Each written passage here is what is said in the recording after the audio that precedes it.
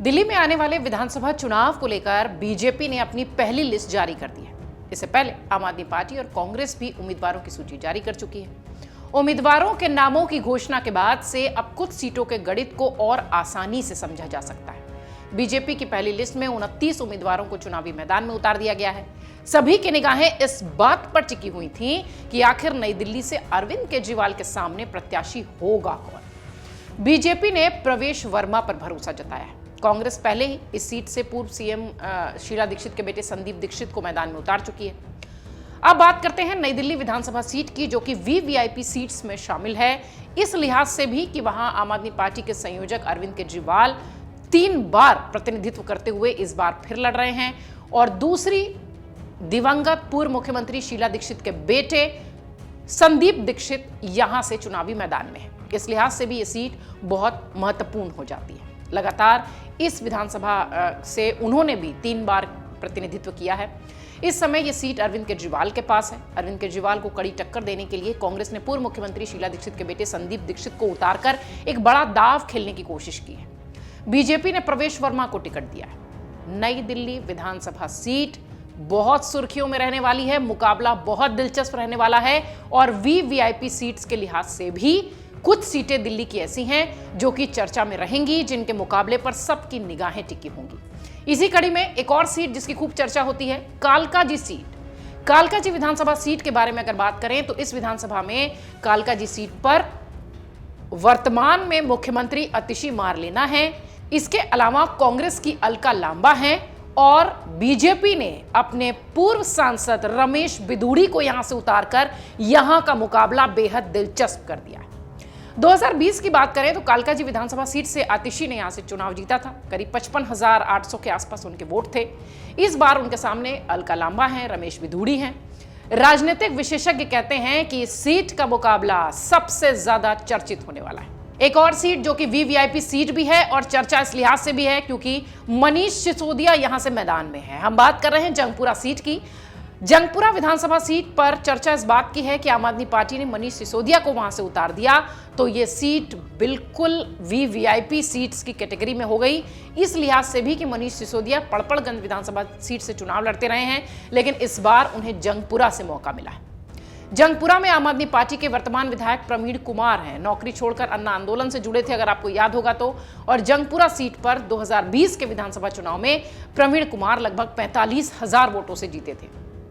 मनीष सिसोदिया इस बार इस सीट से चुनावी मैदान में है। कांग्रेस को फरहत सूरी को टिकट देने की जो एक चर्चा है वो देखने मिली है।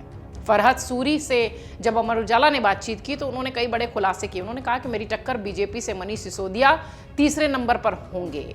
उनकी जो बातचीत है, जो बयान है, वो उनके हौसलों को बताता है। यानी इस बार कांग्रेस के जो एक तरीके से कह लीजिए प्रत्याशी हैं, उम्मीदवार हैं, उनके भीतर एक अलग तरीके का स्पार्क दिख रहा है, एक तैयारी दिख रही है। ये तो तय सी बात है कि कांग्रेस जैसे पिछले 2 विधानसभा चुनाव में जो उसकी स्थिति थी, इस बार इस तरह की स्थिति में वो नहीं नजर आने वाली है। जरा सुनिए फरहत सूरी क्या कुछ कह रहे हैं जब उनसे उनके मुकाबले को, उनकी सीट के मुकाबले को लेकर सवाल हुआ है। मैं ज़्यादा बड़ी हाँकता नहीं, मुझे अच्छा नहीं लगता, मगर इलेक्शन में मेरी फाइट सिसोदिया साहब से नहीं, मेरी बीजेपी से है। वो तो बड़े पोर थर्ड है, अपना इलाका छोड़ के भाग के आए हैं और हमारे इलाके की जो जनता है बड़ी समझदार है, तो भगोड़े को वो एंटरटेन ही नहीं करेंगे, बिल्कुल एंटरटेन नहीं करेंगे। तो फाइट बीजेपी से होगी और रिजल्ट मालिक ने चाहा मेरे फेवर में। ये आप अपनी सीट की बात कर रहे हैं, आपकी सीट पर चुनावी मुद्दे क्या होंगे जिस पर कि जनता को ये डिसाइड करना होगा कि उसे किसको वोट करना चाहिए? देखिए, कुछ मुद्दे तो दिल्ली के मतलब कलेक्टिव मुद्दे हैं कि 10 साल में इन्होंने सिर्फ लोगों को हसीन ख्वाब दिखाए जी जी। और कूड़े से लेके पानी तक और सीवर से लेके ड्रेन्स तक सब जगह हाल ख़राब है जी।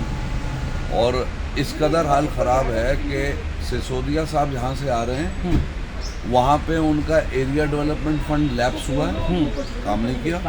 और जो छोड़ के जा रहे हैं उन्हीं के पार्टी के प्रवीण कुमार, उनका भी एरिया फंड लैप्स हुआ। जो डेवलपमेंट के इतने इश्यूज हैं, झूठ बोलते एक नया स्कूल नहीं बनाया यहाँ, एक बस्ती हजरत निजामुद्दीन में स्कूल अपग्रेड करने की बात कही थी, वो आज तक नहीं हुआ। स्कूल हमने बनवाया था, मेरी माता जी ने बनवाया था, और वो प्राइमरी स्कूल था, उसकी बिल्डिंग बहुत बड़ी है। अपग्रेड किया कि ये वादा किया था कि अपग्रेड करेंगे, नहीं हुआ। सराय काले खानी इस इलाके में एक विलेज है, काफ़ी बड़ा है, वहाँ एक मिडिल स्कूल बंद हो गया। तो जो दावे करते हैं हमने नया बनाया, नया कुछ नहीं बनाया, जो एग्जिस्टिंग थे उसको ना अपग्रेड कर पाए और एक बंद भी करवा दी। हालांकि आपको बता दें कि बीजेपी ने यहां से तरविंदर सिंह मारवाह को टिकट दिया है। तरविंदर सिंह मारवाह पर भरोसा बीजेपी ने जंगपुरा सीट से लगाया है।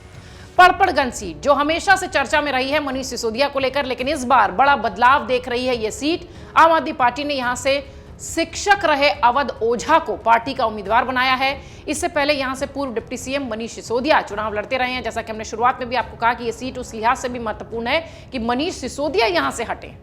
कांग्रेस ने अनिल कुमार को तो बीजेपी ने रविंदर सिंह नेगी को मैदान में उतारा है। देखना यह होगा कि इस सीट का बाजीगर कौन होगा, क्योंकि इस तरह की सीटें जो हैं वो निश्चित तौर पर सुर्खियों में रहेंगी। कालकाजी सीट हो, नई दिल्ली सीट हो, जंगपुरा सीट हो, ये वो वीआईपी सीट्स हैं जिनका मुकाबला अपने आप में बहुत दिलचस्प होगा, जिसका परिणाम अक्सर इस तरह की सीटों का चौंकाने वाला आता है। तो बीजेपी की इन सीटों का भी जो परिणाम होगा वो चौंकाने वाला ही होगा।